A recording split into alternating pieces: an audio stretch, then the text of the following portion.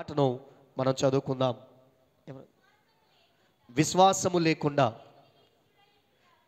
దేవునికి ఇష్టులై ఉండుట అసాధ్యము.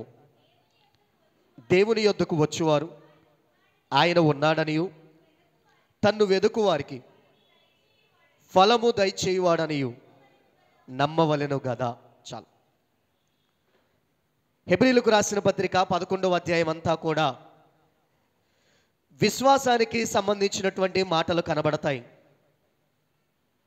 ఈ అధ్యాయం ప్రారంభంలోనే విశ్వాసం అంటే ఏంటి, విశ్వాసం ఎలా కలుగుతుంది, విశ్వాసం ద్వారా ఏం చేయొచ్చు, విశ్వసించిన వారు వారి జీవితాల్లో పొందిన మేలులేంటి అనే విషయాలు హెబ్రీలకు రాసిన పత్రిక 11వ అధ్యాయం అంతా కూడా కనబడుతూ ఉంటుంది.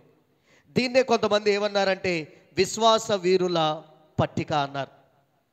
దేవుని యందు విశ్వాసం ఉంచినప్పుడు, అనగా యేసుక్రీస్తు అనేటటువంటి దేవుడి మీద లోకరక్షకుడిగా పిలువబడినటువంటి, పాపుల కొరకు ప్రాణం పెట్టినటువంటి, మరణమును జయించినటువంటి యేసు అనే దేవుడిని నమ్మినప్పుడు వారు ఏం చూశారు, ఏం అనుభవించారు అనే విషయాలు ఈ అధ్యాయంలో మనకి కనబడతాయి. ప్రత్యేకంగా మనం చూసినట్లయితే 6వ వచనాన్ని మనం చదువుకున్నాం. విశ్వాసము లేకుండా దేవునికి ఇష్టులై ఉండుట అసాధ్యము. దేవుని పిల్లలను లేదా దేవుని మందిరాలకు వెళ్ళేవారిని, చర్చిలకు వెళ్ళేవారిని విశ్వాసులు అని అనడము సహజం. మనమందరం విశ్వాసులం. ఈ విశ్వాసి దేవునికి ఇష్టుడిగా ఉండాలి అనంటే, దేవునికి ప్రీతికరముగా ఉండాలి అనంటే మనలో చలించనటువంటి, కదలనటువంటి, మారనటువంటి విశ్వాసం కావాలి. అదే అంటాడు, ఆయన దగ్గరికి వచ్చువారు ఆయన ఉన్నాడనియు తన్ను వెదుకు వారికి ఫలము దయచేవాడనియో నమ్మవలెను కదా. ఈ మాటలు ఒకసారి అర్థం చేసుకున్నట్లయితే దాదాపు ఈ యొక్క మూలవాక్యంలోని 2 పదాల మీద ఈ యొక్క రాత్రికాలం నా ప్రసంగాన్ని నేను ముందుకు కొనసాగిస్తాను. విశ్వాసం ఉంచడం చాలా ప్రాముఖ్యం. దేవునికి విశ్వాసం లేకుండా ఇష్టులై ఉండుట అసాధ్యమని వాక్యం చెప్తుంది. ఇప్పుడు విశ్వాసం ఉంచితే కిందంటాడు, తన్ను వెదుకు వారికి ఫలము దయచేయువాడు ఆయన. హల్లెలూయా. అనగా విశ్వసించిన వారు ఫలము పొందుకుంటారు, విశ్వాసం లేని వారు ఫలం పొందుకోలేరు. ఇదే కదా దాని అర్థం. ఎవరైతే యేసును విశ్వసించారో, ఎవరైతే యేసును రక్షకుడిగా అంగీకరించారో వారికి ఫలం ఉంది. మనమేం ఊరికినే నమ్ముకోలేదు. యేసు ప్రభుని నమ్మండి అని ఎవరో బలవంతం చేస్తే నమ్మలేదు. యేసు ప్రభుని నమ్మండి, మీ మతంలోంచి మారిపోండి అని ఎవరో ఏదో చెబితే మనం మారలేదు. ప్రలోభాలు పెట్టో, ఏవేవో ఆశ చూపించో, బలవంతం చేసి నువ్వు మారతావా మారవా, ఈ సువార్త వింటావా వినవా అని చెబితే మారిన వారం కాదు. మనం స్వేచ్ఛపూర్వకంగా దేవుని వాక్యం పట్ల విశ్వాసం కలిగి యేసుక్రీస్తు దేవుడని విశ్వసించి ఆయన దగ్గరకు వచ్చిన ప్రజలం మనం. హల్లెలూయా. లోకం ఏమంటుందంటే వీరు మారిపోతున్నారు, మార్చేస్తున్నారు, బలవంతంగా మారుస్తున్నారండి. ఇష్టం లేకపోయినా దేవుని మాటలు చెప్తూ ఉన్నారు. ఇష్టం లేకపోతే ఎవరికి చెప్పరండి, ఎవరిని బలవంతం చేయం, ఎవరిని కూర్చోబెట్టి పట్టుమని చెప్పం. నువ్వు నమ్మితే, విశ్వసిస్తే దేవుని కార్యం చూస్తావు. హల్లెలూయా. యేసు ప్రభు ఎన్నో అద్భుతాలు చేశారు, ఎన్నో కార్యాలు చేశారు. వారందరి దగ్గర చాలా వరకు చెప్పినటువంటి మాట, నీ విశ్వాసమే నిన్ను బాగు చేసింది, నీ విశ్వాసమే నిన్ను స్వస్థపరిచింది, నీ విశ్వాసమే నిన్ను సమాధానం ఇస్తుంది, నీ విశ్వాసమే నిన్ను ఇదిగో స్వస్థత కలిగించింది. సమాధానంగా ఉండు, సంతోషంగా ఉండు, పాపములు విడిచిపెట్టి ఉండు. అంటే విశ్వాసం ఉంచితే ఏదో జరిగిద్ది. యేసు ప్రభు మీద విశ్వాసం ఉంచితే దేవుణ్ణి విశ్వాసము వలన ఫలము కలుగుతుందని ఆ వాక్యం యొక్క అర్థం. ఆయన దగ్గరకు వచ్చేవారు ఎలా రావాలి అనంటే అవిశ్వాసంతో కాదు, గాల్లో దీపం పెట్టి దేవుడా అన్నట్టు కాదు. ఆయన దగ్గరకు వచ్చిన వారు జరిగిద్దో జరగదో, చేస్తాడో లేదో, ఇస్తాడో ఇవ్వడో, వస్తాడో రాడో, చేసిన ప్రార్థనకి జవాబు వస్తో లేదో అన్న అవిశ్వాసంతో కాదు రావాల్సింది. ఎందరైతే ఆయన యందు విశ్వసిస్తారో వారందరికీ కూడా ఫలము దయచేయు దేవుడు మన దేవుడు. హల్లెలూయా. ఈ రాత్రికాలము అటువంటి విశ్వాసం ఉన్నట్లయితే ఖచ్చితముగా ఇక్కడి నుంచి ఫలములతో మీరు వెళ్ళుదురుగాక. దేవుని సన్నిధికి వచ్చాం, ఈ ఉజ్జీవ కూడికి వచ్చాం, ఉట్టినే వెళ్ళకూడదండి. ఖాళీ చేతులతో కాదు. దేవుని మందిరానికి వచ్చినప్పుడు, దేవుని దగ్గరకు వచ్చినప్పుడు దేవుడు నింపేవాడు, వాక్యముతో నింపేవాడు, శక్తితో నింపేవాడు, ఆత్మ బలముతో నింపేవాడు. అందుకనే అంత్య దినములలో కొలతలు లేని నా ఆత్మను మీ మీద కుమ్మరిస్తాను. ఆమేన్, హల్లెలూయా. వచ్చిన వారు వచ్చినట్టు వెళ్ళడం దేవుని ఉద్దేశం కాదు. నువ్వు దేవుని సన్నిధికి వచ్చామంటే, నేను దేవుని సన్నిధికి వచ్చామంటే, ఇట్లాంటి కోటాల్లో పాల్గొన్నామంటే ఏదో ఒక ఫలాన్ని మనం వెంట పెట్టుకొని వెళ్ళాలి. నేను భౌతికమైనటువంటి ఫలముల గురించి చెప్పట్లేదు, కానీ ఈరోజు ఒక 4 ఆత్మ సంబంధమైన ఫలములు దేవుని మీద విశ్వాసం ఉంచిన వారు, యేసును విశ్వసించిన వారికి కలిగే ఫలము గురించి మీ ముందు నేను ఉంచడానికి ఇష్టపడుతున్నాను. మొట్టమొదటిగా చదువుకుందాం, 4వ వచనాన్ని చదువుకుందాం. ఇదే అధ్యాయము 4వ వచనాన్ని మనం చదువుకుందాం. విశ్వాసమును బట్టి హేబేలు కయ్యూను కంటే శ్రేష్టమైన బలి దేవునికి అర్పించెను. దేవుడు అతని అర్పణల గురించి సాక్ష్యమిచ్చినప్పుడు అతడు ఆ విశ్వాసమును బట్టి నీతిమంతుడని సాక్ష్యము పొందెను. అతడు మృతి నొందియు ఆ విశ్వాసము ద్వారా మాట్లాడుచున్నాడు. విశ్వాసానికి కలిగే ఫలం ఏంటి అనంటే, ఆదాముకు కుమారులు పుట్టిన తరువాత దేవుడు తినొద్దన్నటువంటి ఫలమును, దేవుడు తినొద్దన్న పండును తిన్నప్పుడు దేవుడు వారిని ఏదేనో తోటలో నుండి బయటికి పంపించేశాడు. తప్పు చేశాడు, ఆ తప్పుకి తగిన శిక్షను దేవుడిచ్చాడు. ఆదాము ఏదేనో తోటలో నుండి వెలివేయబడిన తర్వాత, ఏదేనో తోటలో నుండి బయటికి పంపించవేయబడిన తర్వాత తనకు కుమారులు అనుగ్రహించబడ్డారు. పెద్దవాని పేరు కయ్యూను, రెండో వాని పేరు హేబేలు. వీరిరువురు అన్నదమ్ములు. వీరిరువురు కూడా దేవుని సన్నిధిలో అర్పణివ్వాలని, దేవునికి కానుకివ్వాలని, దేవునికి వారికి పొందిన మేలును బట్టి దేవునికి ఏదైనా ఇవ్వాలనేటటువంటి ఉద్దేశంతో వారిద్దరూ కూడా అర్పణలు తీసుకెళ్ళినట్టు దేవుని వాక్యం అక్కడ రాయబడి ఉంది. అయితే విశ్వాసమును బట్టి హేబేలు ఏం చేశాడంటే, అతని అర్పణ కంటే, అనగా తన అన్న అయిన కయ్యూను అర్పణ కంటే ఇతని అర్పణను దేవుడు అంగీకరించెను. హల్లెలూయా. చూడండి, వారిద్దరూ అర్పణలు తెచ్చారు. ఆదికాండము 4వ అధ్యాయంలో మనం చదివినప్పుడు అక్కడ ఒక మాట ఉంటుంది. దేవుడు హేబేలు అర్పణను మాత్రమే కాదు, హేబేలును అతని అర్పణను, అంటే మొదటిగా మన అర్పణను దేవుడు అంగీకరించాలంటే మనల్ని అంగీకరించాలి. నా హృదయం బాగుండాలి, నా జీవితం బాగుండాలి, నేను దేవుని పట్ల విశ్వాసం కలిగి ఉండాలి, దేవుని పట్ల పరిశుద్ధమైన జీవితాన్ని కలిగి ఉండాలి. హేబేలు యొక్క అర్పణను అంగీకరించడానికి గల కారణం హేబేలు యొక్క జీవితం, హేబేలు యొక్క సాక్ష్యం, హేబేలు యొక్క బ్రతుకు.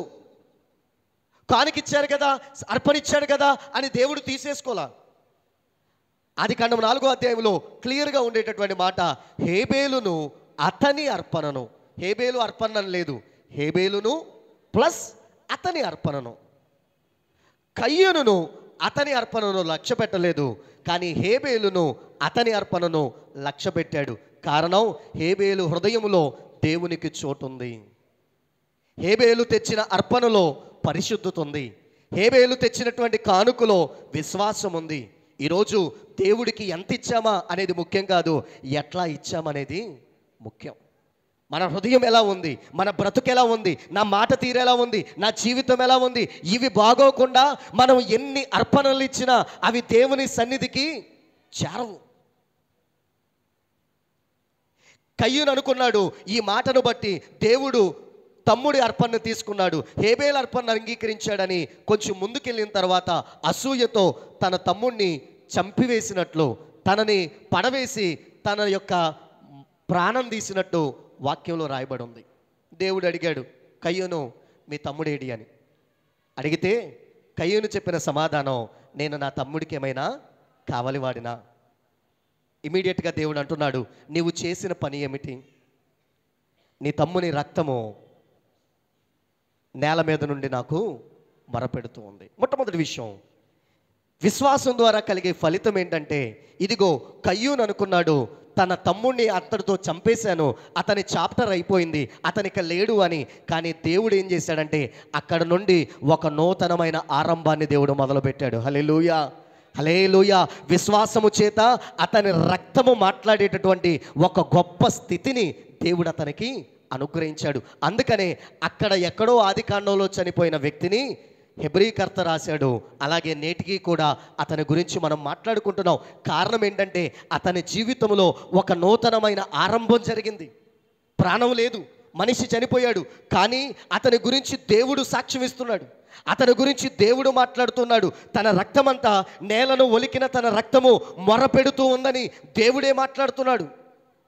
నాకు అర్థమైనటువంటి విషయం ఏంటంటే, ఇదిగో తన అన్న అనుకున్నాడు, ఎవరూ చూడలేదు కదా, చంపేశాను కదా, తను ఇక లేడు, తన చాప్టర్ అయిపోయింది, తన జీవితం అయిపోయింది, ఇక వాడు నాకు పోటీ రాడు, ఇక వాడి గురించి ఎవరో నా దగ్గర మాట్లాడరు, ఇక వాడికి నాకు ఎటువంటి సంబంధం లేదు. కానీ దేవుడు చేసినటువంటి పని ఏంటి అని అంటే, ఎక్కడ ముగించబడిందో అక్కడ నుండి ఒక నూతనమైన ఆరంభాన్ని దేవుడు తీసుకొచ్చాడు. హల్లెలూయా. విశ్వాసం ద్వారా కలిగే ఫలం ఏంటి అని అంటే, పాతవి గతించాలి, ఇదిగో సమస్తము క్రొత్తవ్వాలి, నూతనమైన జీవితము ఆరంభించబడాలి. పాతవి విడిచిపెట్టి, పాత ఆలోచనలు, పాత బ్రతుకు, లోక సంబంధమైన ఆలోచన, లోక సంబంధమైనటువంటి తలంపులు విడిచిపెట్టి దేవుడిచ్చేటటువంటి నూతనమైనటువంటి వస్త్రము, దేవుడిచ్చేటటువంటి మహిమ వస్త్రమును ధరించి, దేవుడు అనుగ్రహించేటటువంటి ఒక గొప్ప స్థితిని పొందుకొని, అందుకని అంటున్నాడు, ఇదిగో అతను మృతి పొందినా కూడా అతని గురించి విశ్వాసం ద్వారా సాక్ష్యము చెప్పబడుతూ ఉంది. చూడండి, పూర్వము ఎలాంటి వాడో అపోస్తలుడైన పౌలు గురించి రాయబడినటువంటి మాట, తన గురించి తను చెప్తున్న సాక్ష్యం, నేను పూర్వము హింసకుడను, దోషకుడను, హానికరుడను, కానీ ఇప్పుడైతే నా బ్రతుకు మారింది, ఇక మీదట జీవించువాడును నేను కాదు, నాలో క్రీస్తే జీవించుచున్నాడు. బ్రతుకుడ క్రీస్తే, చావైతే నాకు లాభము. పాత జీవితం విడిచిపెట్టబడింది, పాత పద్ధతులు మారిపోయినాయి, పాత కోపాలు పోయినాయి, పాత అసూయలు పోయినాయి, పాత అలవాట్లు పోయినాయి. ఇప్పుడు ఎలా ఉన్నాడంటే ఒక నూతనమైన ఆరంభంతో దేవుణ్ణి స్తుతిస్తూ ఉన్నాడు. హల్లెలూయా. ఈరోజు దేవుడు మాట్లాడుతున్నటువంటి మాట, నీవు దేవుణ్ణి విశ్వసిస్తే నూతనమైన కార్యాలు ఆరంభించబడును గాక. సంవత్సరములు జరుగుచూ ఉండగా, దేవా నీ కార్యములను నూతనపరచుము, పాత వద్దు మాకు. సంతోష్ గారు ఎప్పుడు చెప్తూ ఉంటారు, మనకి టైం ఉందండి, కానీ దేవునికి టైము, ఆయన కాలానికి అతీతుడు, నిత్యత్వం మొదలుకొని నిత్యత్వం వరకు ఆయన నివసిస్తూ ఉన్నవాడు. మనిషికి టైం కావాలి, మనం టైం పెట్టుకుంటాం, ఈ టైం కల్లా ఇది జరగాలి, ఈ టైం కల్లా ఇది జరగాలి, కానీ దేవునికి అలా అవసరం లేదు. ఆయన కనురెప్ప పాటులో, ఆయన మాటతో సమస్తమును సృష్టించగలిగిన దేవుడు. హల్లెలూయా. అందుకని అంటూ ఉన్నాడు, ఇదిగో హెబ్రీలకు రాసిన పత్రికలో హేబేలు గురించి సాక్ష్యం చెప్పబడుతుంది. అతడు మరణించినను, మృతి పొందినను, అక్కడ ఆగిపోలా. ఏమంటే, మరణిస్తే, మృతి పొందితే తన యొక్క జీవితం ఆగిపోవాలి, ఇక మాట్లాడడం, ఇక తనకు మాట్లాడే ఛాన్సు లేదు. కానీ హేబేలు యొక్క విశ్వాసాన్ని బట్టి తన రక్తము మొరపెడుతుంది. కొన్నిసార్లు మనం మాట్లాడవలసలా, మన పక్షాన దేవుడే మాట్లాడతాడు. మనం కలుగు చేసుకోవాల్సిన అవసరం లేదు. మనము ఇదిగో మధ్యలోకి వెళ్ళి ఇలా చేస్తావా, అలా చేస్తావా అని మనం మాట్లాడాల్సిన అవసరం లేదు. ఎందుకంటే దేవునికి విరోధిగా నిలబడగలిగిన వారు ఎవరు? దేవుడు నా పక్షమునుండగా నాకు విరోధి ఎవరు లేరు. నువ్వు మాట్లాడొద్దు, నువ్వు మౌనంగా ఉండు. ఇజ్రాయేలు ప్రజలు ఎర్ర సముద్రం దాటేటప్పుడు ఇదిగో మోషే ద్వారా దేవుడు చెప్తున్నాడు, మీరు ఊరకనే నిలుచుండండి, నేను చేస్తా కార్యం. నూతన కార్యాలు ఆరంభం అవ్వట్లేదని ఎందుకు దిగులు చెందుతున్నావు? ఏంటి ఇంకా నా జీవితం ఇలాగే ఉంది, నా పరిస్థితులు ఇలాగే ఉన్నాయి, కొత్తవి జరగట్లేదని ఎందుకు దిగులు చెందుతున్నావు? ఈ రాత్రికాలం దేవుడు మాట్లాడుతున్నాడు, నువ్వు సరి అయిన విశ్వాసం, నేను సరి అయిన విశ్వాసం దేవుని మీద నిలపగలిగితే ఒక నూతనమైన ఆరంభం మనలో నుంచే ప్రారంభమగునుగాక. నూతన అధ్యాయం మొదలైంది తన జీవితంలో, నూతనమైనటువంటి ఒక మాటలు మొదలైనవి. అప్పటి వరకు ఎవరు రక్తం పోయింది, ప్రాణం పోయింది, ఇక చనిపోయాళ్లే అని హేబేలు గురించి అనుకొని కయ్యూను వెళ్ళిపోతుంటే దేవుడు మాట్లాడుతూ ఉన్నాడు. దావీదుకు తెలియదు దేవుడు తనను రాజును చేస్తాడని. మోషేకు తెలియదు దేవుడు తనని నాయకుడిగా చేసి ఇజ్రాయేలు ప్రజల దగ్గర నడిపిస్తాడని. పేతురుకు తెలియదు చేపలు పట్టుకుని తనను మనుషులు పట్టు జాలరిగా మారుస్తాడని ఈ రాత్రికాలం ఇక్కడ ఎంతమంది కూర్చున్నారో నాకైతే తెలియదు, కానీ దేవుడు ఏదో ఒక నూతనమైనది ప్రారంభించునుగాక. ఆయన నూతన కార్యాలు చేసేవాడు. అందుకనే 2 కొరింథీయులకు రాసిన పత్రిక 5వ అధ్యాయం 17వ వచనం మీరు చూడాల్సిన పని లేదు. కాగా క్రీస్తు యేసునందున్న వారు నూతన సృష్టి. ఎవరైతే యేసును నమ్మారో, యేసును విశ్వసించారో వారిలో పాతవి గతించిపోయినాయి. పాత జీవితం లేదు, పాత మాటలు లేవు, బూతులు లేవు, అసహ్యమైన పదాలు లేవు, అసహ్యమైన అలవాట్లు లేవు, దుర్మార్గమైనటువంటి ఆలోచనలు లేవు. ఇప్పుడు ఒకటే, అన్నీ కూడా క్రొత్తగా మారిపోయినాయి. అన్నీ కూడా క్రొత్తగా మారిపోయినాయి. ఒక వ్యక్తి రక్షింపబడిన తర్వాత ఆ వ్యక్తిని అడిగారంట, అంతకుముందు అతను బాగా పేకాట ఆడేవాడంట, బాగా పేకాట ఆడేవాడు. రక్షింపబడ్డాడు, యేసుప్రభుని అంగీకరించి బాప్తీసం పొందాడు.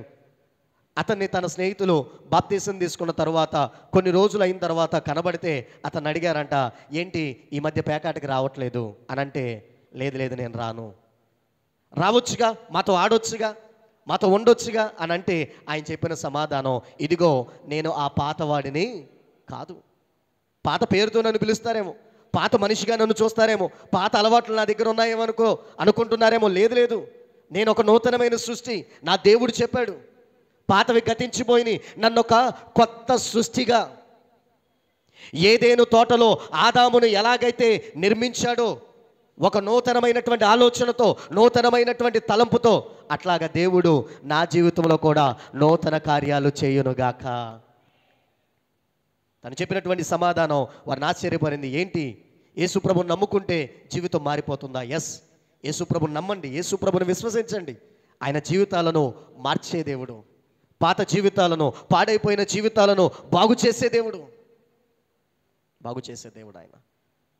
ఒకసారి ఒక పెద్ద సేవకులు వాక్యం చెప్తున్నప్పుడు ఓ తల్లి వింటుందంట. దేవుడు మాట్లాడుతూ ఉంటే, ఇదిగో సేవకుడు అంటున్నాడు, దేవుడు నిన్ను ప్రేమిస్తున్నాడు, దేవుడు నీ కోసం ప్రాణం పెట్టాడు, దేవుడు నువ్వు ఎట్లాంటి పాపివైనా దేవుడు నిన్ను క్షమిస్తాడు. ప్రార్థన అయిపోయింది, కోటుంది అయిపోయిన తర్వాత ఆ తల్లి ప్రార్థన చేయించుకోవడానికి వచ్చేటప్పుడు చెప్తుందంట, అయ్యా దేవుడు ఎలాంటి వారినైనా ప్రేమిస్తాడా? ప్రేమిస్తాడమ్మా. ఎంతటి పాపినైనా ప్రేమిస్తాడా? ప్రేమిస్తాడు. నన్ను ప్రేమిస్తాడా? నిన్ను కూడా ప్రేమిస్తాడు. లేదయ్యా నన్ను ప్రేమించడేమో. ఎందుకమ్మా? నేను ఒక చోట నర్సుగా పని చేస్తాను. చాలామంది పిల్లలను డబ్బులు ఇచ్చి చంపమంటే పురిట్లోనే చంపేసిన ఘోరమైనటువంటి స్త్రీని నేను. ఎంతోమంది పిల్లలు పుట్టారని ఆ పిల్లలు ఇష్టం లేదని చంపేయమంటే చంపేసిన చేతులు నావి. నా చేతుల్లో ఆ పిల్లల యొక్క పీకలు నొక్కేసి వారు ఊపిరాడక చచ్చిపోతుంటే చూసిన దాన్ని నేను. మరింత పాపిని నేను. నన్ను ప్రేమిస్తాడా? ఎస్, నిన్ను కూడా ప్రేమిస్తాడు. దేవుని దగ్గర క్షమింపబడలేని పాపం అంటూ లేదు. ఆయన ఎంతటి ఘోర పాపినైనా, ఏ స్థితిలో ఉన్నా నువ్వు బయటికి రా అక్కడి నుంచి. నువ్వు అడుగు దేవుణ్ణి, దేవుని మీద విశ్వాసం ఉంచు, యేసుని నమ్ము. ఆయన నూతనమైన కార్యాలతో నిన్ను ఆరంభింపచేయునుగాక. రెండవదిగా మనం చూద్దాం, మనం ఆలోచిస్తున్న విషయం, విశ్వాసం వల్ల కలిగే ఫలము. మొదటిగా నూతనమైనటువంటి ఆరంభము, నూతనమైనటువంటి మొదలు మనం చూడొచ్చు. రెండవదిగా ఇదే అధ్యాయంలోని ఒక మాటను మనం చదువుకుందాం. 5వ వచనాన్ని మనం చదువుకుందాం. విశ్వాసమును బట్టి హనోకు మరణము చూడకున్నట్లు కొనిపోబడెను. అతడు కొనిపోబడక మునుపు దేవునికి ఇష్టడై ఉండెనని సాక్ష్యము పొందెను. కాగా దేవుడు అతని కొనిపోయిన గనుక అతడు కనబడలేదు. రెండవదిగా విశ్వాసమును బట్టి హేబేలు తర్వాత హానోకును గుర్చినటువంటి సాక్ష్యం. ఈ మధ్యలో చాలామంది ఉన్నారు. హేబేలు తర్వాత కయ్యూను, ఆ కయ్యూను తర్వాత మరలా ఆ ఆదాముకు దేవుడు పిల్లల్నిచ్చాడు. పిల్లలు పెరుగుతూ ఉన్నారు, పెద్దవారు అవుతున్నారు, వారు పిల్లల్ని కంటున్నారు. కానీ వాళ్ళెవ్వరి గురించి రాయబడలేదు, కానీ హానోకు అనేటటువంటి వ్యక్తి గురించి రాయబడింది. ఎందుకంటే అతడు దేవునితో నడచినవాడు. హల్లెలూయా, హల్లెలూయా. రెండవది, దేవుని మీద విశ్వాసం ఉంచినప్పుడు ఒకటి నూతనమైన కార్యాలు ఆరంభించబడతాయి. రెండవది నూతనమైనటువంటి జీవాన్ని మనం పొందుకుంటాం. హానోకు గురించి బైబిల్లో ఎక్కువగా చెప్పబడలేదు, కానీ అతను దేవునితో నడిచెను విశ్వాసమును బట్టి. ఈ నడుస్తున్నప్పుడు ఏం జరిగింది అని మనకందరికీ తెలుసు. దేవుడు అతన్ని కొనిపోయెను, దేవుడు అతన్ని తీసుకొని వెళ్ళిపోయాడు. ఈ భూమి మీద జీవించిన జీవితం చాలు, భూమి మీద నడిచిన నడక చాలు. ఇక మీదట మనం ఎక్కడ నడవాలంటే ఒక నూతనమైన నగరములో నడవాలి. ఈ భూమి మీద నువ్వు మట్టి మీద నడిచావు, రోడ్డు మీద నడిచావు, ఇదిగో ఇంట్లో నడిచావు, అనేక ప్రదేశాల్లో నడిచావు. కానీ ఇక మీదట నువ్వు ఎక్కడ నడవాలి అని అంటే నాతో పాటు నిత్య జీవములో నడవాలి. నిత్య జీవములో నడవాలి. మరణము చూడకుండా హానోకు దేవుడు ఏం చేశాడంటే హానోకును కొనిపోయెను. ఎందుకు అనంటే తనకు నిత్య జీవపు అనుభవం తెలియజేయాలి, నిత్య జీవం ఇవ్వాలి. నిత్య జీవము అని అంటున్నామంటే యేసుక్రీస్తును అంగీకరించి పరిశుద్ధమైన జీవితాన్ని కలిగి ఉన్న ప్రతి ఒక్కరూ చనిపోయినా తిరిగి లేస్తారు. తిరిగి లేచి వారు తీర్పులో దేవుని రాజ్యములోనికి ప్రవేశిస్తారు అనేటటువంటి సత్యాన్ని బైబిల్ చెప్తుంది. చనిపోయిన వాడు మళ్ళీ పుడతాడు, మరలా ఇంకొక రూపంలో పుడతాడు, ఇంకొక ఆకారంలో పుడతాడు, ఇంకో చోట పుడతాడు. ఇండియాలో చచ్చిపోయిన వాడు అమెరికాలో పుడతాడు, వేరే పేరుతో పుడతాడు, వేరే తల్లిదండ్రులకు పుడతాడు అని బైబిల్ చెప్పలేదు.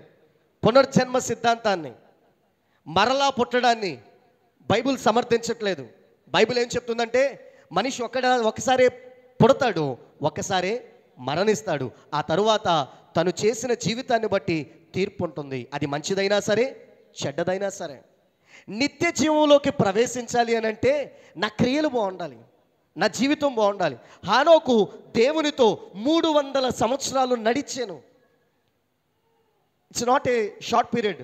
అది చిన్న సమయం కాదండి, ఒక సుదీర్ఘమైనటువంటి కాలం. ఈ క్రమంలో ఎన్నో చూశాడు, ఎన్నో అనుభవించాడు. కానీ ఎక్కడా కూడా దేవునితో నడవడం మాత్రం ఆపేయలేదు. దేవునిలో నూతనంగా ప్రారంభించబడ్డావు, బానే ఉంది. విశ్వాసంలో కొనసాగుతున్నావు, బానే ఉంది. కానీ ఆగిపోకూడదే, విశ్వాసి ప్రయాణం ఆగిపోకూడదు. ఇజ్రాయేలు ప్రజలు ఎర్ర సముద్రం దగ్గర నిలబడి ఆగిపోయి అటు ఇటు చూస్తున్నారు. అటుకొండ ఉంది, ఇటుకొండ ఉంది, మేము ఎటు వెళ్ళాలయ్యా? ముందు చూస్తే సముద్రం ఉంది, వెనక చూస్తే ఫరో సైన్యం ఉంది, మేము ఎక్కడికి వెళ్ళాలి?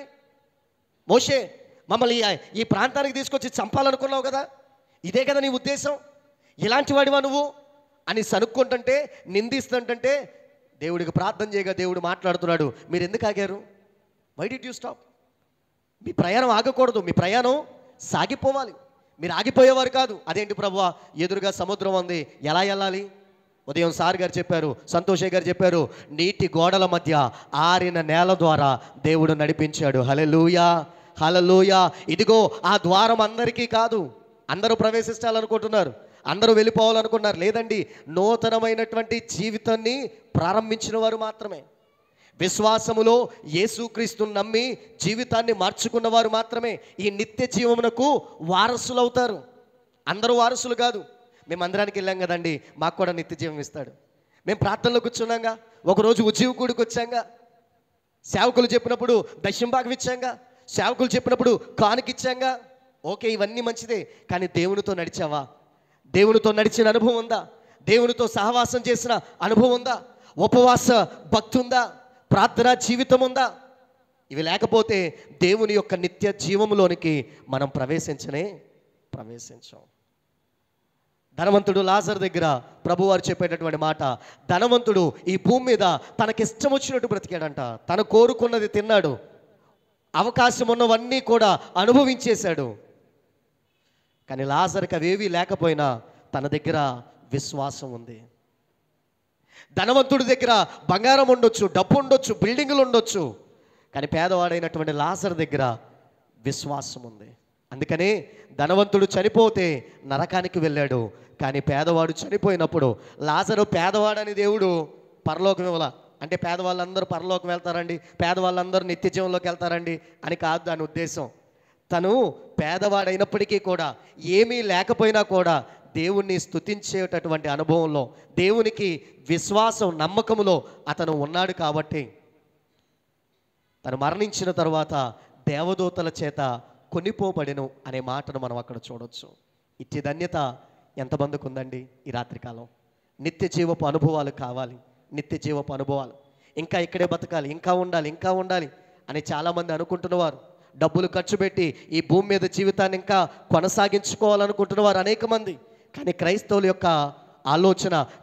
యొక్క ఆలోచన ఎలా ఉండాలంటే, నేను నిత్య జీవానికి వారసుని కావాలి, వారసురాలు కావాలి. హల్లెలూయా.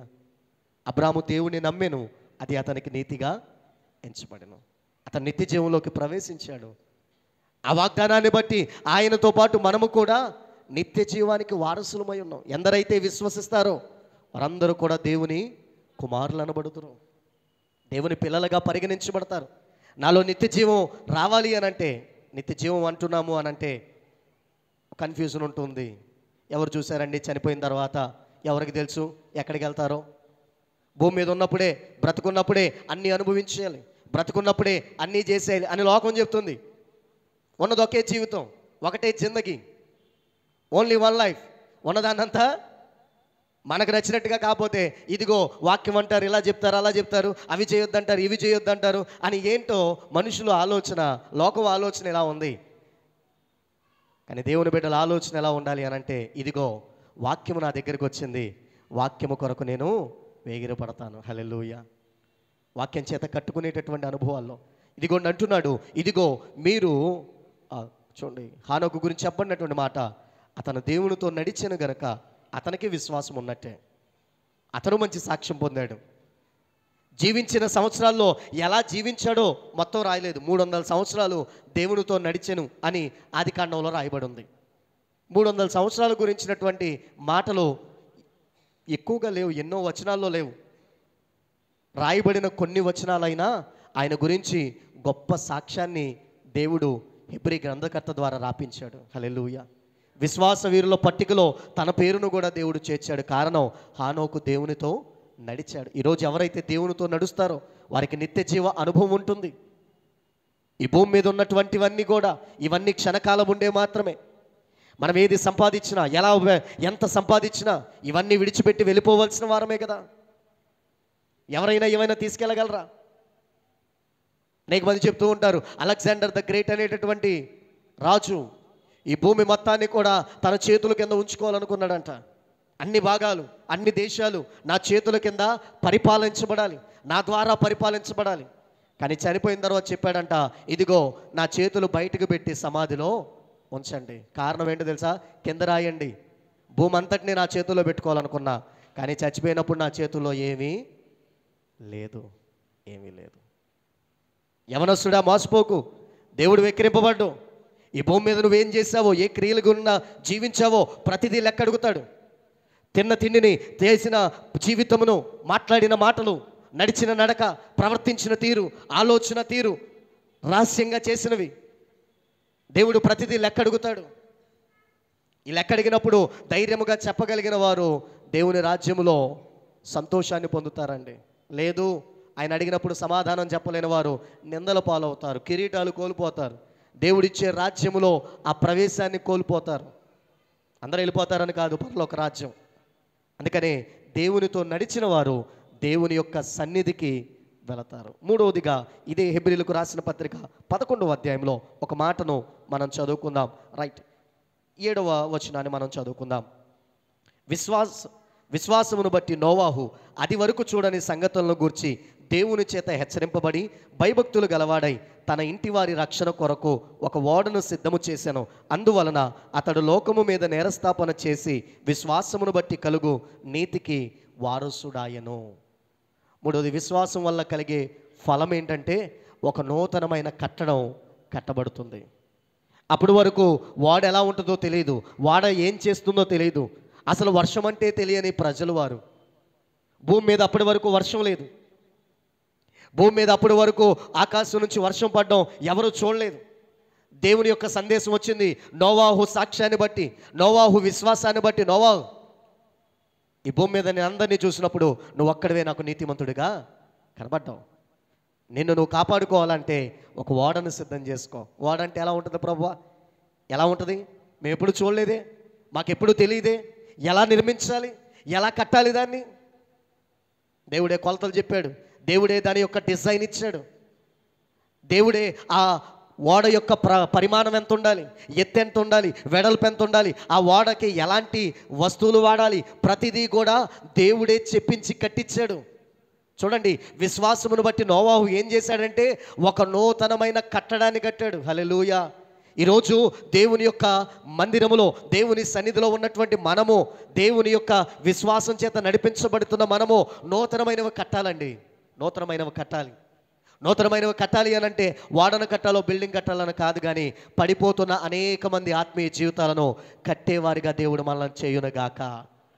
విశ్వాసంలో పడిపోతున్నవారు, దేవునికి దూరం అయిపోతున్నవారు, బాప్తిసము లేక, దేవుని రక్షణ లేక, పాపములో లోకములో జీవిస్తున్న వారి జీవితాలను కట్టే బాధ్యత మనది. వారిని ప్రభువు వైపు తిప్పాలి, వారిని ప్రభువు దగ్గరికి నడిపించాలి, వారిని ప్రభువు దగ్గర సన్నిధిలో నిలబెట్టగలగాలి. ఈ కూడికల యొక్క ఉద్దేశం ఇదే కదా.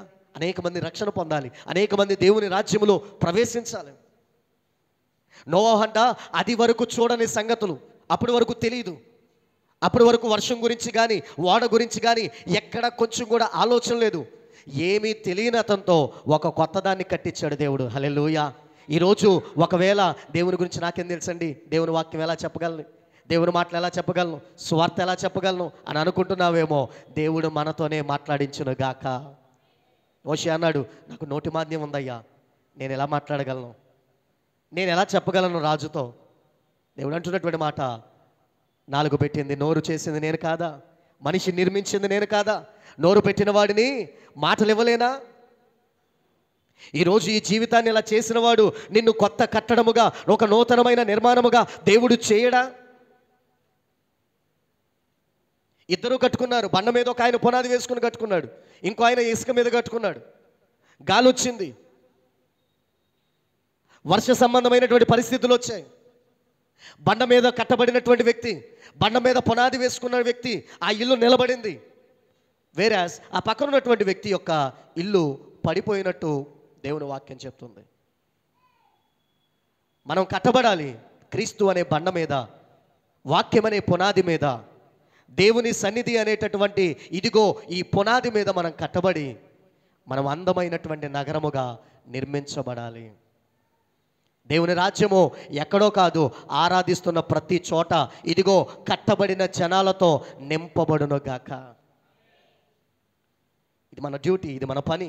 అందుకని అంటున్నాడు, ఇదిగో నోవాహు అది వరకు చూడని సంగతులన్నింటినీ దేవుడు బోధించాడు, దేవుడు బయలుపరిచాడు. తనకి స్వర్గం నుంచి ఒక సందేశం వచ్చింది, పరలోకం నుంచి ఒక వాక్యం వచ్చింది తనకి.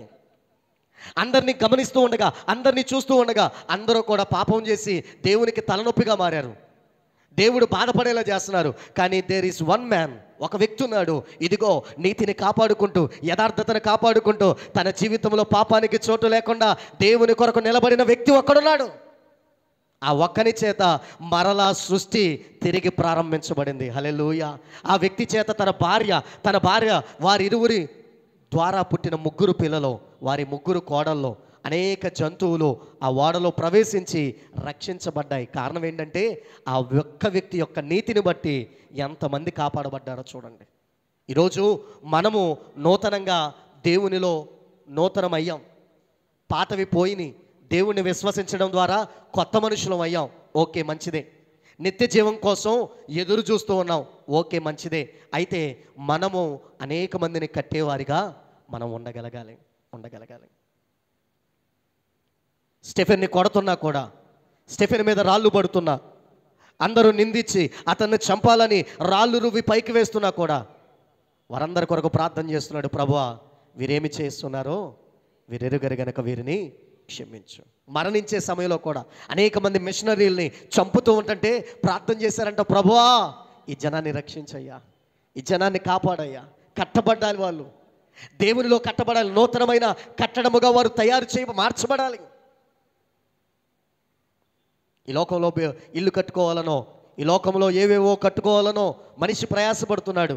కానీ దేవుని బిడ్డల యొక్క పనేంటి అనంటే దేవుని రాజ్యము కొరకు అనేక మందిని నూతనంగా కట్టడం మన మీద బాధ్యతగా ఉంది. అందుకని ఇక్కడ అంటున్నాడు, నోవాహు అంతకుముందు ఎప్పుడూ చూడలేదు. ఈరోజు ఒకవేళ ఇంతకుముందు నువ్వు చూడని వాటిని దేవుడు ఈ రాత్రి నీకు చూపించునుగాక. ప్రపంచం మారిపోతుంది. ఒకప్పుడు ఉన్నట్టుగా ఇప్పుడు ఉన్నట్ల 10 సంవత్సరాలు అయ్యే కొద్దీ ఇదిగో ఇప్పుడున్న పరిస్థితులు రేపు ఉండట్లేదు, రేపుండే పరిస్థితులు ఎల్లుండి ఉండట్లేదు.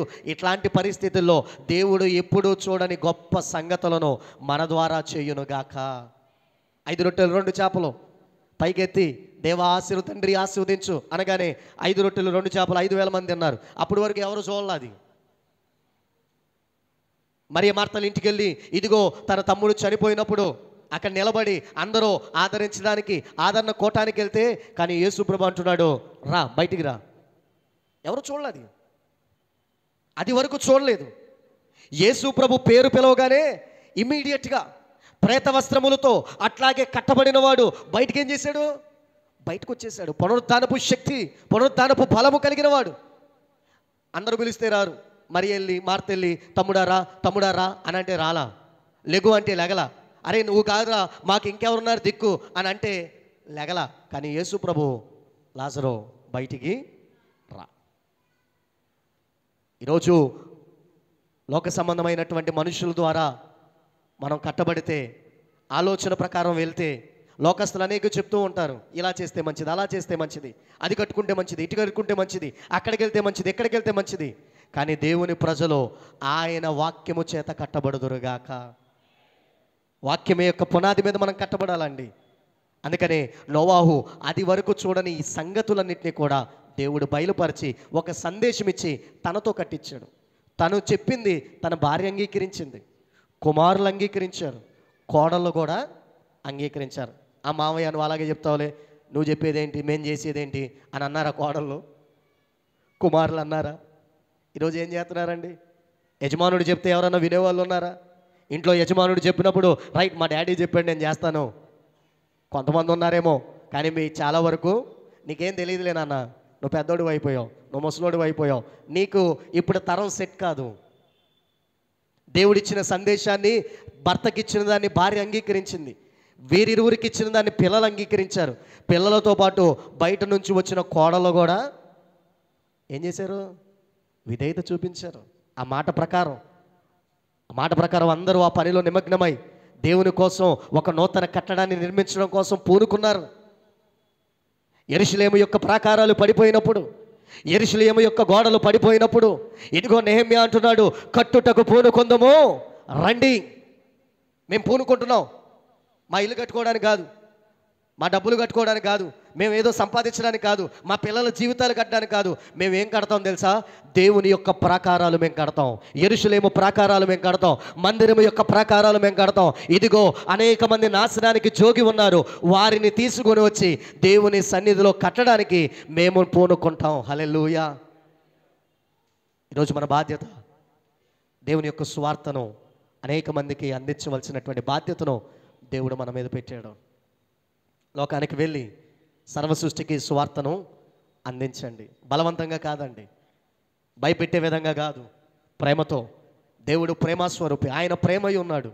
నాలుగోదిగా ఆఖరిగా విశ్వాస ఫలము గురించి ఆఖరిగా చెప్పి ముగిచ్చేస్తాను. 10వ వచనము, ఏలయనగా దేవుడు దేనికి శిల్పియు నిర్మాణకుడై ఉన్నాడో పునాదులు గల ఆ పట్టణము కొరకు అబ్రహాము ఎదురు చూచుచూ ఉండెను. అబ్రహాము దేవుని నమ్మెను, అది అతనికి నీతిగా ఎంచబడెను. అబ్రహాము దేవుడిని విశ్వసించాడు, రైట్, మంచిదే. దేనికోసం విశ్వాసం ఉంచాడు? పిల్లల్ని ఇస్తాడని. అబ్రహాము దేనికోసం దేవుని విశ్వసించాడు? దేవుని మీద నమ్మకం పెట్టుకున్నాడు, స్థలం ఇస్తాడని చెప్పాడు కదా, ఆశీర్వాదాలు ఇస్తా అన్నాడు. అబ్రహాము నువ్వు చూడు, నువ్వు ఎంతవరకు చూస్తావు చూడు, నీ కనుచూపు ఎంతవరకు కనబడుతో చూడు, అంతవరకు నీ పిల్లలకి ఇచ్చేస్తాను. నీ తండ్రి ఇంటి దగ్గర నుంచి నీకు కలిగింది, నువ్వు నీ భార్య బయటకు వచ్చేయండి, నేను చూపించే దేశమునకు వెళ్ళండి. ఏ ప్రశ్న వేయలా, ఎలా ఉంటుందని అడగలా, ఎక్కడికి వెళ్ళాలని అడగదా, ఒక నమ్మకంతో బయటకు వచ్చేసాడు. దేవుడు ఆ విశ్వాసాన్ని బట్టి చక్కగా నిలబెట్టాడు. ఆ క్రమంలోనే వాగ్దాన పుత్రుడైన ఇస్సాకునిచ్చాడు. ఆ క్రమంలోనే అనేక అద్భుతాలు తన ద్వారా దేవుడు జరిగించాడు, యుద్ధాలు జయింపజేశాడు. రాజుల దగ్గర నుంచి అనేకమైనటువంటి కార్యాల ద్వారా అబ్రాహామును దేవుడు ఆనందింపజేశాడు. అయితే అబ్రాహాము యొక్క విశ్వాసం దేనికోసం అంటే 10వ వచనంలో, ఏలయనగా దేవుడు ఏ పట్టణానికైతే నిర్మాణకుడు శిల్పి అయి ఉన్నాడో, దేవుడు ఏ పట్టణములో అయితే పరిపాలన ఇప్పుడు చేస్తూ ఉన్నాడో, దేవుడు ఏ పట్టణమును అయితే తన సింహాసనముగా చేసుకొని ఏలుబడి చేస్తున్నాడో, ఆ పట్టణమును చూడాలని, ఆ పట్టణములోకి వెళ్ళాలని అతను ఎదురు చూస్తూ ఉన్నాడు. హల్లెలూయా. ఒకటి నూతనమైనటువంటి ఆరంభము విశ్వాస ఫలము ద్వారా. రెండోది విశ్వాస ఫలము ద్వారా ఇదిగో నిత్య జీవపు అనుభవం. మూడోది, విశ్వాసము ద్వారా అతను నూతనమైనటువంటి కట్టడాన్ని కట్టగలిగాడు. ఎవరు కట్టంది, ఎవరు చూడండి. నాలుగోది, విశ్వాసము ద్వారా అబ్రహాము నిరీక్షణ కలిగి ఉన్నాడు. నిరీక్షణ కలిగి ఉన్నాడు. ఏంటి తన నిరీక్షణ అంటే, అయ్యా కుమారుడు పుట్టాలా, ఓకే అది పుడతాడండి, దేవుడు వాగ్దానం చేశాడు. సరే, మధ్యలో కొన్ని సందేహాలు వచ్చినాయి. దేవుడు దర్శనాలు చూపించాడు. దేవుడు తనని బలపరచడానికి సూచనలు చూపించాడు. బయట తీసుకొచ్చి ఆకాశం చూపించి, ఏం కనబడుతున్నాయి, నక్షత్రాలు, లెక్కెట్టు. నేను లెక్కెట్టలేను ప్రభువా. సముద్రం ఒడ్డుకు తీసుకెళ్ళి ఇసుక తీసుకొని లెక్కెట్టు అని అంటే, నేను లెక్కెట్టలేను ప్రభువా. నీ పిల్లల్ని అంతరగా చేస్తా, ఇసుక రేణువుల వల్లే చేస్తా, ఆకాశ నక్షత్రాల వల్లే చేస్తా. సరే, దేవుడు పిల్లల్ని ఇస్తా అన్నాడు. దేవుడు స్వాస్థ్యం కూడా ఇచ్చేశాడు. దేవుడు చెప్పాడు, నిన్ను ఎవరైతే ఆశీర్వదిస్తారో వారిని ఆశీర్వదిస్తాను, నిన్ను ఎవరైతే శపిస్తారో వారిని నేను శపిస్తాను. సరే, దేవుడు చెప్పినవన్నీ ఓకే. కానీ హెబ్రీకి రాసిన పత్రిక 11వ అధ్యాయం 10వ వచనంలో అంటున్నాడు, ఏలయనగా అబ్రహాము యొక్క ఎదురు చూపు ఏంటంటే కుమారుల గురించి కాదు. అబ్రహాము యొక్క ఎదురు చూపు స్వాస్థ్యం గురించి కాదు. అబ్రహాము యొక్క ఎదురు చూపు దేవుడు ఏ పట్టణమును అయితే నిర్మించాడో, ఏ పట్టణమునకు శిల్పై ఉన్నాడో, ఏ పట్టణములో ఆయన పరిపాలన చేస్తున్నాడో ఆ పట్టణములోకి వెళ్ళాలని, ఆ పట్టణము చూడాలని తన యొక్క నిరీక్షణ. ఈరోజు మన నిరీక్షణ ఏంటి అనగా, దాని అర్థం దేవుడు కట్టాడంటే మరలా దేవుడు కట్టాడని కాదు, చేతులతో కట్టాడని కాదు. అలంకారప్రాయముగా చెప్పబడినటువంటి మాట, ఆ పట్టణమునకు దేవుడే అధికారని, ఆ పట్టణము దేవుని కొరకే నిర్మించబడింది, దేవుడు మాత్రమే ఉండే స్థలమని. ఆ స్థలములో నీకు నాకు కూడా స్థానాన్ని ఇచ్చాడు ఆయన. ఈ లోకములో చోటు లేదేమో, ఈ లోకంలో ఉండడానికి గజము స్థలము లేదేమో. ప్రభువారు అంటారు, ఇదిగో నక్కలకు బొరియలు కలవు, ఆకాశ పక్షులకు గూళ్ళు కలవు, కానీ మనిషి కుమారుడు తలవాల్చుటకు స్థలము కూడా లేదు. పేతురేమి సంపాదించలా, అంత పరిచర్య చేసి. పౌలేమి సంపాదించలా, కరిగిపోయారు. దేవుని కొరకు ప్రతిదాన్ని కూడా పరిచర్యకు ఖర్చు పెట్టేశారు. ఇక్కడ ఉన్నారు సేవకులు, దేవుని కొరకు ఖర్చు పెట్టాలి, దేవుని కొరకు ఇవ్వాలి.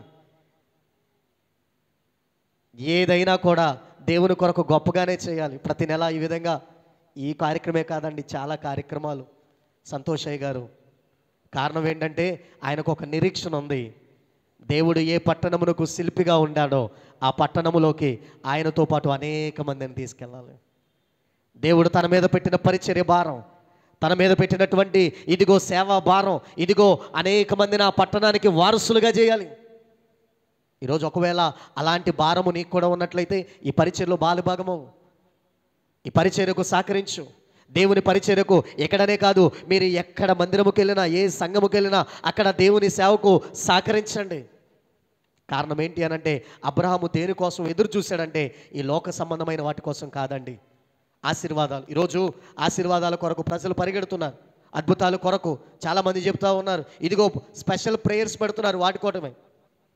మా ప్రాంతాల్లోనండి ఉన్నాయి గర్భఫల ప్రార్థనలు, గర్భం కోసం ప్రార్థనలు, ఉద్యోగాల కోసం ప్రార్థనలు, పరీక్షల కోసం ప్రార్థనలు, ప్రత్యేకంగా దానికోసమే, ఇక వేరేదే ఉండదు. ఇప్పుడు వీళ్ళందరూ కూడా వేరే చర్చిలకు వెళ్ళేవారు కూడా, వారు కూడా ఏం చేస్తున్నారంటే, ఇదిగో మాకు లేదు కదా సంతానం, మేము వెళ్తే మాకు సంతానం ఇస్తాడు. సంతానం ఇస్తున్నాడు దేవుడు, ఇవ్వడని కాదు. వీటి కోసం ప్రయాసపడుతుంటే మనుషులు, కానీ ఆత్మ కలిగినటువంటి సేవకులు, భారము కలిగిన సేవకులు, వారి భారం ఏంటో తెలుసా? అనేక మందిని దేవుని పట్టణానికి వారసులుగా చేయాలి, దేవుని పట్టణానికి అనేక మంది నిరీక్షించే వారిగా తయారు చేయాలి. అబ్రహాము యొక్క నిరీక్షణ అదే. కుమారుడు వారసుని ఇస్తాడనో, లేకపోతే తన యొక్క స్వాస్థ్యం పెరిగిద్దనో. దేవుడు స్థలం ఇస్తానన్నాడు, చూడు నీకు ఇస్తాను, నువ్వెంతవరకు చూస్తావు అంతవరకు. కనాను యొక్క ప్రదేశాన్ని, పాలు తేనెలు కారే ప్రదేశాన్ని, దేవుడు వాగ్దానం చేసిన ప్రదేశాన్ని దేవుడు తన బిడ్డలకు ఇచ్చాడు. కానీ అంతకన్నా ప్రాముఖ్యమైనది ఏంటి అని అంటే, ఈ లోకంలో ప్రతిదీ క్షయమైనదే, పాడవనది, అక్షయమైనది. ఇదిగో పరిశుద్ధమైనటువంటి పట్టణం ఒకటి ఉంది, దాని పేరే పరలోకం. దాన్నే మోక్షమని, స్వర్గమని అనేక పేర్లతో పిలిచాం. కానీ అక్కడికి చేరుకోవాలంటే యేసే మార్గము, యేసు మాత్రమే మార్గము. హల్లెలూయా, యేసు మాత్రమే మార్గము. ఆ మోక్షం చేరాలి అనంటే నిరీక్షించాలి. నిరీక్షణ కావాలి అనంటే నూతనమైన కట్టడాలుగా మనం మలచబడాలి. నూతన కట్టడముగా అవ్వాలి అనంటే నిత్య జీవపు అనుభవం మనకి రావాలి. ఈ భూమి మీద నాకేం లేకపోయినా పర్లేదయ్యా, దేవుడు ఉన్నాడు చాలు, దేవుడు ఉన్నాడు చాలు. నూతన జీవపు అనుభవం రావాలంటే నూతనమైనటువంటి ప్రారంభం ఉండాలి మనలో, అనగా నూతనమైనటువంటి మార్పు. పాతవి గతించి ఇదిగో సమస్తమును క్రొత్తవాయను. అటువంటి అనుభవాలు గుండా వెళ్దాం. అబ్రాము చూస్తే నాకు అక్కడ బాగా నచ్చినటువంటి మాట, అతను ఎదురు చూస్తూ ఉన్నాడంట, ఎదురు చూస్తూ ఉన్నాడు. ఈ లోకంలో ఉన్న వాటి కోసం ఎదురు చూస్తున్నావేమో, అవి వచ్చినా రాకపోయినా దేవుని పట్టణం కొరకు ఎదురు చూడు. నువ్వు అనుకున్నవి కొన్నిసార్లు జరగకపోవచ్చు, నువ్వు కోరుకున్నవి కొన్నిసార్లు జరగకపోవచ్చు, కానీ విశ్వాసము ద్వారా దేవుడిచ్చే ఫలం ఏంటో తెలుసా? నన్ను నూతన సృష్టిగా మార్చాడు ఆయన. విశ్వాసం ద్వారా కలిగే ఫలితం ఏంటో తెలుసా? నన్ను నిత్య జీవం గుండా నడిపిస్తాడు ఆయన. విశ్వాసం ద్వారా జరిగేది ఏంటో తెలుసా? నేను ఒక నూతనంగా కట్టడానికి నన్ను సమాయత్తపరిచాడు, ఆయుత్తపరిచాడు. నాకు ఎలా కట్టాలో తెలియదు, ఎలా మాట్లాడాలో తెలియదు. ఈరోజు ఇంతమంది మందు నిలబడుతున్నాను అని అంటే అది దేవుని కృపేనండి. పాట రాదు, ప్రార్థన రాదు, వాక్యం ఎలా చదవాలో తెలీదు, చదివితే తప్పులు.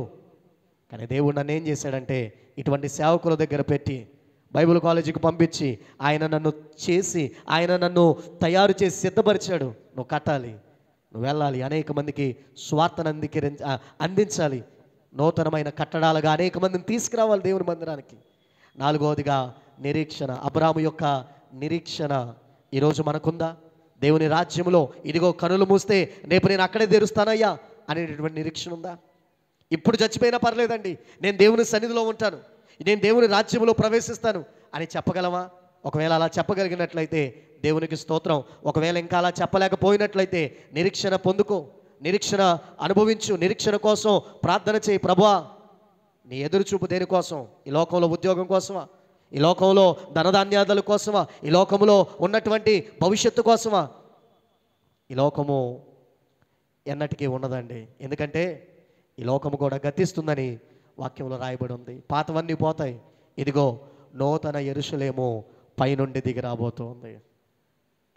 అది దేవుని యొక్క నిర్మాణం చేత, దేవుని పరిపాలన చేత నిత్య సంతోషముతో ఆ పట్టణం ఉండబోతుంది. ఆ పట్టణంలో ఉండాలని ఆశపడుతున్నట్లయితే ఈ రాత్రి ప్రార్థన చేసుకో, దేవుణ్ణి అడుగు, ప్రభా ఒక నూతనమైనటువంటి సృష్టిగా నన్ను మార్చు, నిత్య జీవపు అనుభవాల గుండా నన్ను తీసుకెళ్ళు, నూతనముగా కట్టడానికి నన్ను కూడా సిద్ధపరచు. నిరీక్షణ కలిగి అబ్రహాము వలె నీవు నిర్మించిన పట్టణములో నేను కూడా ఉండాలని ప్రార్థన చేసుకుందాం. అట్టి కృప దేవుడు మనకు దయచేయునుగాక.